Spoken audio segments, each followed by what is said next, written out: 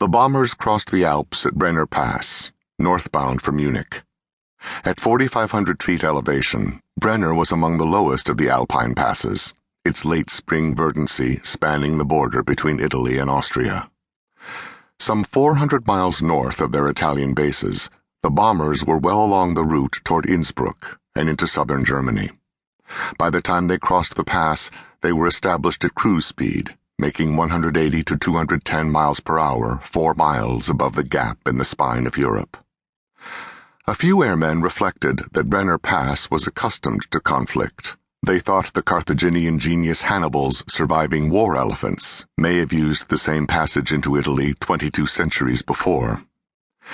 Some flyers had made the trip more than 20 times, but they seldom failed to take in the gorgeous scenery.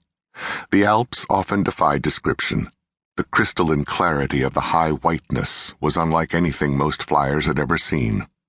Even those who had trained in the American West had little to compare to it. The Sierra Nevada had more peaks topping 13,000 feet, but covered less than one-third the area of the Alps.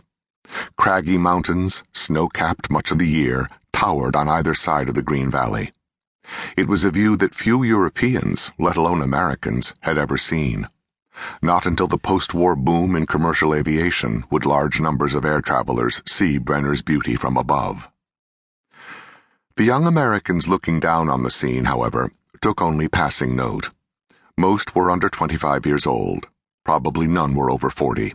The purpose of their flight was far removed from sightseeing.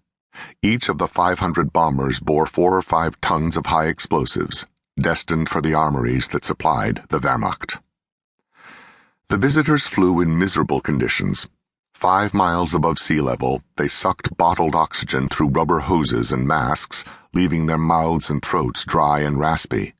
The cold penetrated their electrically heated suits, gloves, and boots. The temperature at that altitude hovered around 30 degrees below 0 Fahrenheit. Frostbite was a frequent cause of casualties. Waist gunners flexed their legs and bent their knees. Most stood at their windows for the entire 6-hour mission. The tubes in which men relieved themselves froze, and many bombers had no chemical toilets. Some crews resorted to cardboard boxes. The Liberators and Flying Fortresses cruised at 23 to 27,000 feet, where contrails formed, hot engine exhausts condensed in the super-chilled air to produce the telltale cons. Above them, escorting fighters also produced the long white tendrils that made visual identification so easy for the defenders. Innsbruck lay just ahead, Munich 70 miles beyond. Ahead, above, and on the flanks roamed formations of escorting fighters, single-engine Mustangs and twin-engine Lightnings in their weaving patterns to avoid outrunning the bombers. All too soon, intercoms and radios sparked into life. "Heads up, here they come. Bandits, 12 o'clock.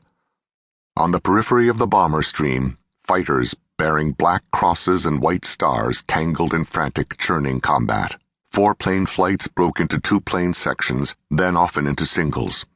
Loners were vulnerable. Intelligent pilots sought friends. The most eager sought victims. Some of the defenders inevitably broke through. By 12-plane Staffeln and 36-plane Gruppen, the Messerschmitts and Focke-Wulfs slammed into the ordered ranks. Bombers' noses and top turrets opened fire, twin 50 calibers chattering away, sending tracers curling outbound, crisscrossing streams of German 20mm cannon shells. Inevitably, both sides scored hits. A Messerschmitt, caught in the crossfire of a bomber formation, cartwheeled out of control, spiraling crazily through space as it tumbled to destruction. The other fighters came straight in, with a combined closing speed of more than 400 miles per hour. Ambitious young Teutons pressed their attacks to minimum range, gauging the distance in their Revy gun sights. The aim point was the cockpit of the nearest bomber, seeking to kill the 2 pilots on the flight deck.